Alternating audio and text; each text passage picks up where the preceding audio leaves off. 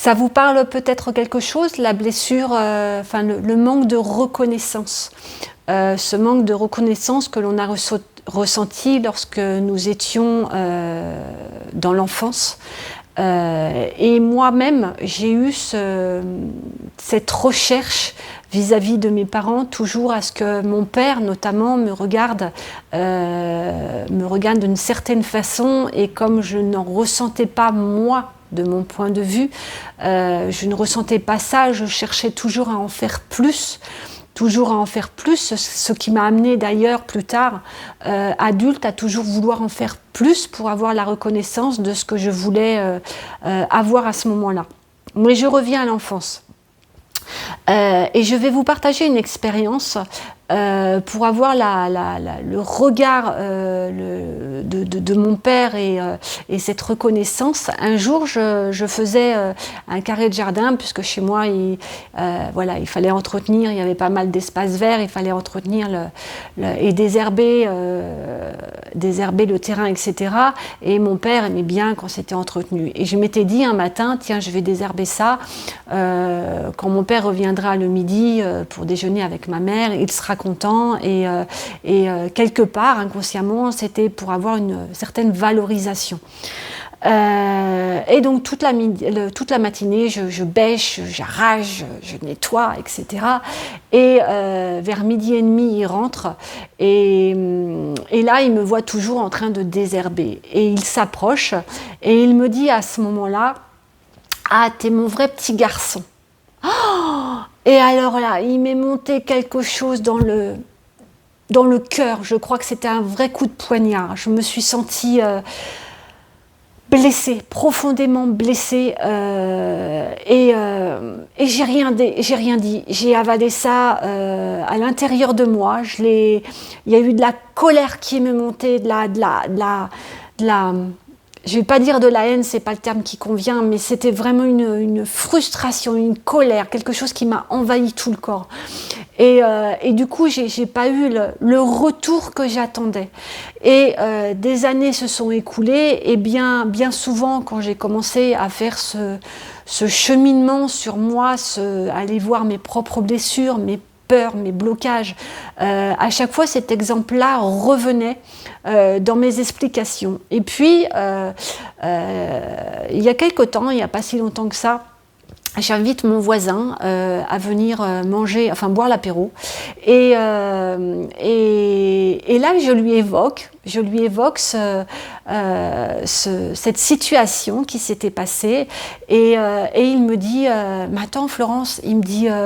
moi, je ne le vois pas comme ça, parce que je lui avais dit aussi que mon père mettait beaucoup en avant les garçons chez nous, et que les filles étaient, du point de vue, je réitère, du point de vue où moi je percevais les choses, je remets bien les choses dans l'ordre. Mais je percevais comme ça, dans ma chair, dans mes tripes, dans mon cœur, je percevais comme ça les choses, qui mettaient plus en avant les garçons que les filles. Et donc je lui explique cette situation, cet événement, et là il me dit « Mais Florence, mais moi je le vois pas du tout comme ça ». Et alors là je le regarde avec des yeux mais énormes, et je dis « Comment ça ?» Et il me dit « Non », il me dit « Mais tu es en train de me dire qu'il mettait tout le temps en valeur les garçons et par rapport aux filles ». Il me dit « Comme il t'a comparé au fait à un garçon quelque part ». Il me dit « Pour moi, alors certes c'est maladroit, mais pour moi, justement, c'était une façon à lui de te valoriser à sa manière. » Et alors là, je suis tombée des nues. Et parce que je l'ai raconté plus d'une fois, cet événement-là. Et c'est la première fois qu'on me donnait cette version-là. Et là, je me suis dit, mais t'as raison. T'as raison, Philippe. Et quelque part, juste pour vous expliquer que parfois, je n'ai pas dit tout le temps, parfois on peut se mettre dans une mauvaise place, dans un mauvais positionnement, et on va tellement focaliser sur ce qui s'est passé. Encore une fois, c'est un manque de recul, de hauteur. On focalise sur le problème, mais quand on apporte, vous voyez le fait, je dis souvent à mes clientes, on se décale d'un pas. Et ça permet de voir la situation d'un autre angle.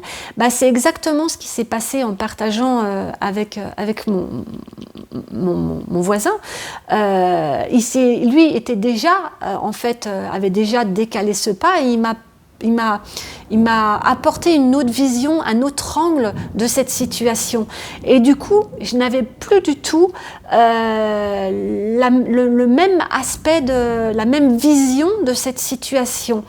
Oui, certes, c'était maladroit et oui, ça m'a fait souffrir parce que je voulais qu'ils me reconnaissent moi, Florence, en tant que fille, moi, qui essayais d'avoir de la reconnaissance, d'attirer son attention et que le fait qu'il ait employé le mot garçon, il y a tout qui s'est figé, il y a tout qui s'est...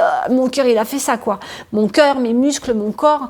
Mais du coup, voilà, avec du recul, avec un autre angle de vue, d'esprit, je m'aperçois qu'en fait, c'était la reconnaissance, il l'a eu, maladroitement, je vous l'avoue, mais la reconnaissance, il l'a eu. Comme quoi, sur certaines situations, on a une réaction émotionnelle, encore une fois, qui sont liées à un mécanisme de survie qui sont liés encore une fois à des traumas et par lequel tout se passe un peu en coulisses, que vous savez, comme une pièce de théâtre. Il y a tellement de monde et ce que j'appelle les parts de soi qui sont actives là-dedans.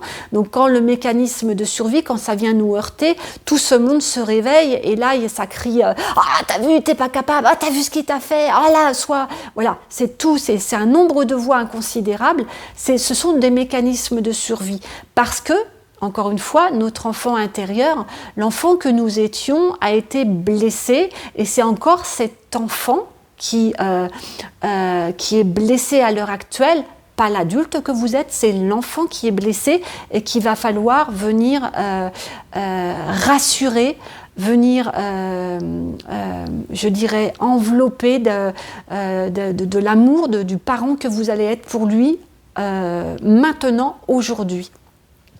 Voilà, c'était juste pour vous partager cette vision des choses, que des fois en se décalant d'un pas sur le côté, ça permet de prendre de la hauteur et on regarde les situations peut-être différemment.